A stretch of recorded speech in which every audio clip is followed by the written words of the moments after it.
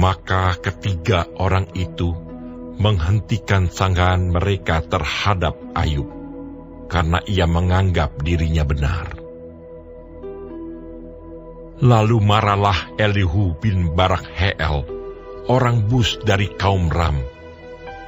Ia marah terhadap Ayub, karena ia menganggap dirinya lebih benar daripada Allah.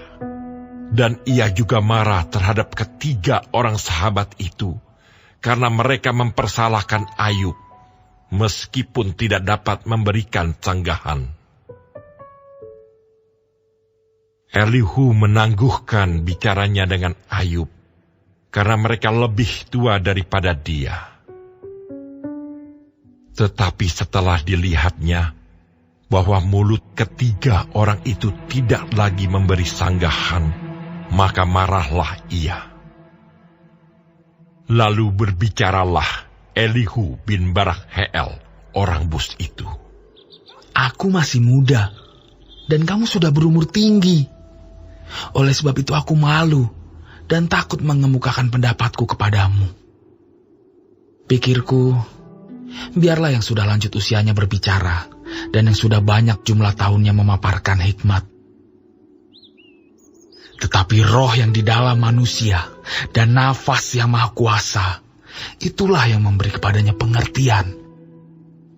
Bukan orang yang lanjut umurnya yang mempunyai hikmat, bukan orang yang sudah tua yang mengerti keadilan.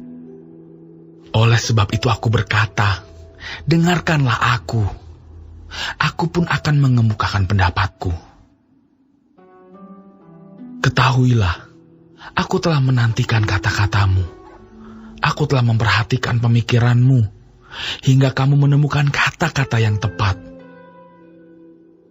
Kepadamulah kupusatkan perhatianku. Tetapi sesungguhnya, tiada seorang pun yang mengecam Ayub. Tiada seorang pun di antara kamu menyanggah perkataannya. Jangan berkata sekarang, kami sudah mendapatkan hikmat.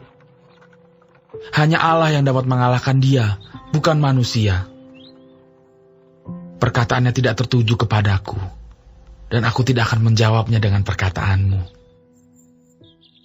Mereka bingung. Mereka tidak dapat memberi sanggahan lagi. Mereka tidak dapat berbicara lagi. Haruskah aku menunggu? Karena mereka putus bicara. Karena mereka berdiri di sana dan tidak memberi sanggahan lagi. Aku pun hendak memberi sanggahan pada giliranku. Aku pun akan mengemukakan pendapatku. Karena aku tumpat dengan kata-kata, semangat yang ada dalam diriku mendesak aku.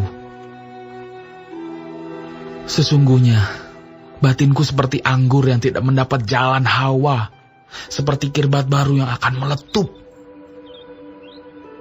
Aku harus berbicara, supaya merasa lega. Aku harus membuka mulutku dan memberi sanggahan.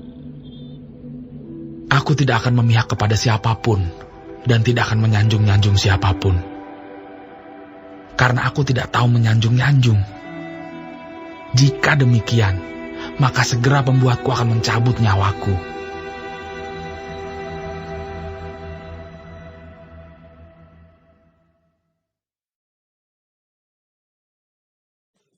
Shalom semua jemaat Tuhan, kembali kita di dalam pendalaman Alkitab Clear Sight.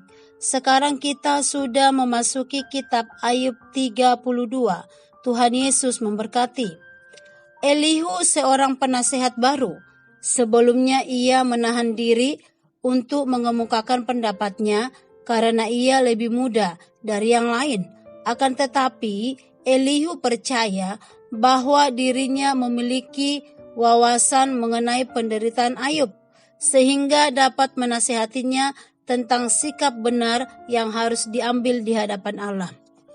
Perkataan Elihu berbeda dengan perkataan 3 orang sahabat Ayub, di mana teman-teman Ayub menekankan bahwa penderitaan dapat menjadi hukuman Allah yang penuh belas kasihan untuk memperbaiki jika dan menghasilkan hubungan yang intim dengan Tuhan.